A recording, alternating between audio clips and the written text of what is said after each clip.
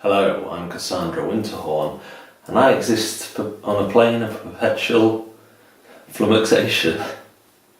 Today I'm looking at the expansion to Valeria Card Kingdoms, Flame and Frost from Daily Magic Games. I've already reviewed Valeria Card Kingdoms, and in a video where I also reviewed Machikoro and basically said that Valeria Card Kingdom is my much preferred game to Machikoro. In fact, Machikoro has gone out of my collection and Valeria has taken its place and a little more. I really like Valeria. It's similar in the fact that you're rolling dice to activate cards, but it is also more generous because you always roll 2 dice. The dice you roll, you get each number on the individual dice, then the sum of the 2 added together. And there's also a bit more to it. There's monster cards and domain cards to acquire, which give you more powers. And also, importantly, your citizen cards, which are the ones that the dice activate on every turn. So rather than going through the rules, we are going to just look at some of the new cards and what they do to change up or add to the game.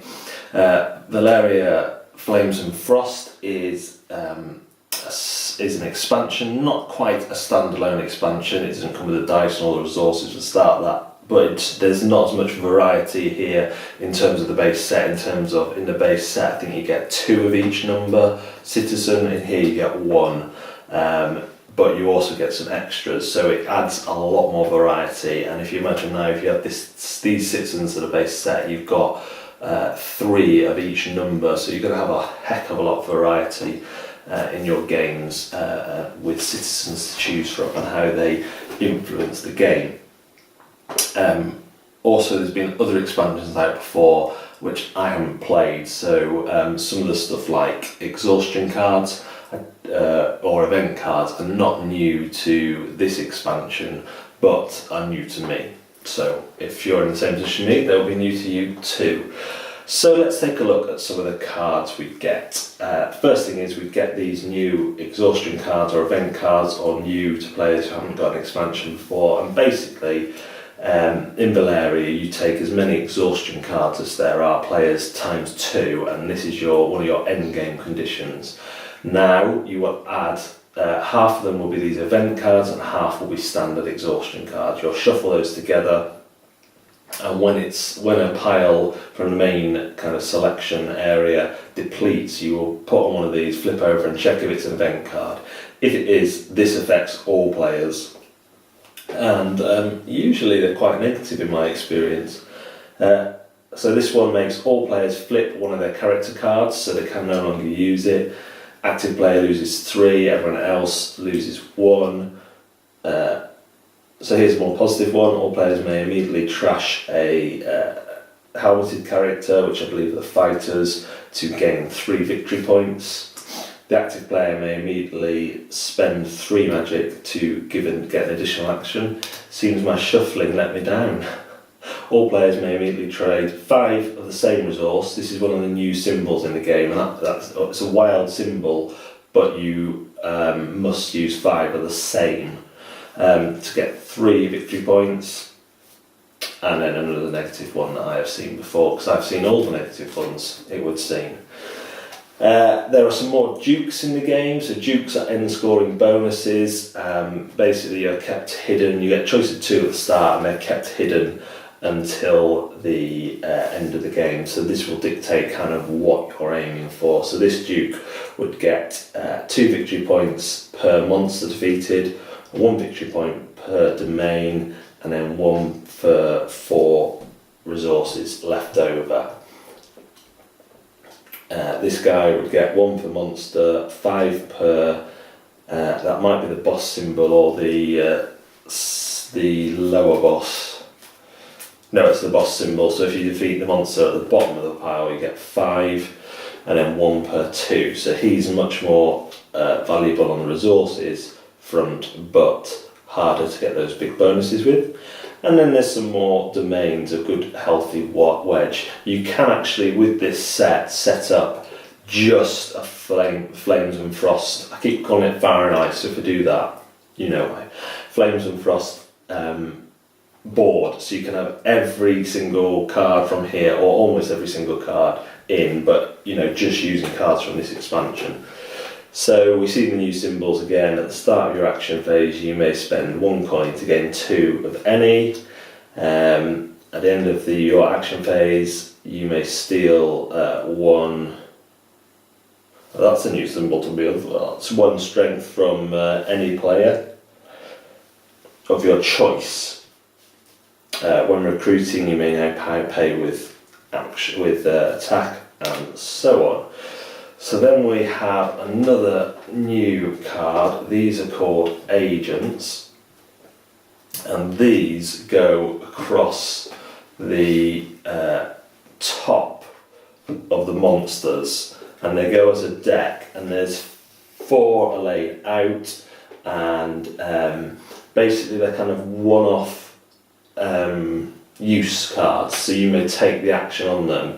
You have an extra action every turn. You may engage a agent, you pay the cost and you take the benefit. So the prefect gives you 5 victory points if you give him 10 magic. He then goes to the bottom of the deck, and he may come out again should you use agents a lot. The sapper, you pay 3 attack, and you can flip a domain from any other player, and that player may not use the power for the rest of the game. This is kind of a new concept as well. Cards can get flipped over, which just means that they're not active for the rest of the game. They still score victory points at the end and count towards any victory point bonuses. Take a random monster from another player. That player gets a 1 victory point compensation. Scrap a character to get 2 victory points.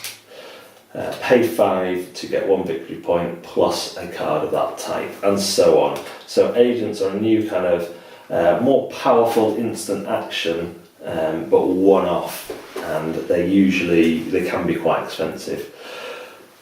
We have new monsters. So we have the ice ones, which are yetis, ice giant, and an ice dragon. They're quite cool, all again with the great artwork. Have some lava-y ones.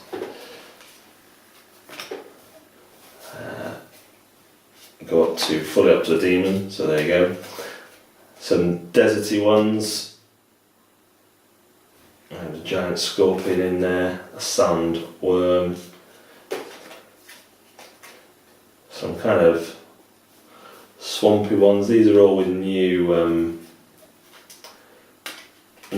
regions as well, and have the new powers on. And then so there's 5 different monster types, the type indicated by the thing up there, and so on. So that's good. Then we have alternate art starters, so the knight there and a female peasant, and then we come to the let's get a bit of room, the new character cards, which are pretty good. So number 1 is the summoner, good for gaining, changing fight and magic between each other. And for those who haven't played before, these things activate on your rolls, and these things activate on anyone else's roll. The bard gives a victory points or coins. I think that's what I've seen in this compared to the expansion is more getting of the resource victory points, or not resource but the wooden victory points, and there's more opportunities for that. The sorceress is quite a flexible character, being able to turn magic into other resources of your choice, but obviously remember you've got to stick with the same type. The barbarian is obviously good at getting attack, and now this is really interesting. I think I'd use these all the time over the starting ones. The peasant and a knight have become infinitely more useful as a purchase character. So remember, your starting characters are the peasant and the knight, but they're also available to buy, and in the base game they were just the same, but they had one of these icons which are important for endgame scoring with the Duke or for purchasing domains. Now, these are the only characters that have double icons, so they become a lot more interesting, and other than the starter ones, they also give you a choice on your roll about what you take. So that is a welcome addition and makes those viable characters to obtain. The I don't even know how to say that, the concierge is a great one. Number 7, so it's a good statistical roll, so it should be well sought after. If your opponents don't buy these up, you buy them up, because you get 4 or 4 or 2 or 2, and if you stack these, remember, if you roll 2, if a 7's roll and you have 3 of these, all 3 activate, so that's a great new character.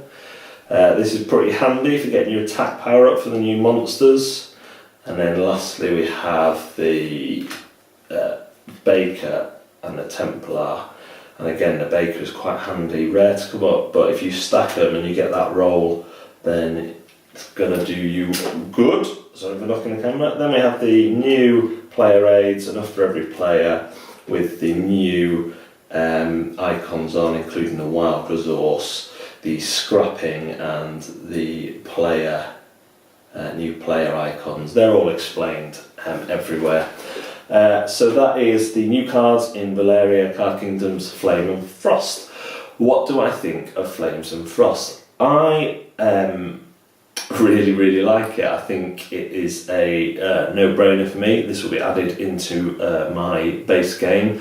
I really like the new cards, and whether it's because I've played Valeria a lot more now, also spoke to the designer about the kind of resource gathering, or whether it's the balance of this set, but I found myself being able to aim for things a little bit more than I used to. So I would try and gather certain resources, not just when you first play Valeria, the first game, and you've played Machikoro, the ability to gather resources is almost overwhelming, and it's hard to strategically use that, but this makes it a lot more interesting. These powers are a lot more interesting. The wild one, where you can take what you want but only one type, and I found myself in battle with players to race to get the characters that I wanted, whereas before I was perhaps doing more of a resource dump. So yeah, it makes it much better. The agents are a welcome addition. The only thing I would say when you're adding more things to the main kind of layout of cards is it does make setup a bit more fiddly. You've got now agents, monsters, citizens, and domains to be laid out, which all need to be laid out in a specific way. And then you've got to sort out your exhaustion cards and your dukes. So that is quite a lot, but I do think it's worth it. I like the agent cards. Need to remember to use them a bit more than perhaps I did, because I think they're quite handy. Yeah, everything about this adds to the new game, adds to the game. They've put their energies into refining, giving you new monsters. I mean, the base game already had so much variability, and now this just adds to that. So if you're a fan of Valeria Card Kingdoms, then you should definitely add this to the base box. I see no reason not to. If you get a good deal, and you haven't played Valeria before, it's even worth picking up with the base game, because there's no reason you can't just add this in straight from the start. Particularly the exhaustion events, they are a no-brainer. They just make the game more interesting. There's not much extra in that. Again, with the original Valeria, the icons can be overwhelming, but Daily Magic are so good at these player aid cards, and it's all there, and it might take a bit of kind of reading hieroglyphics at first. There's probably a technical term for that, isn't there?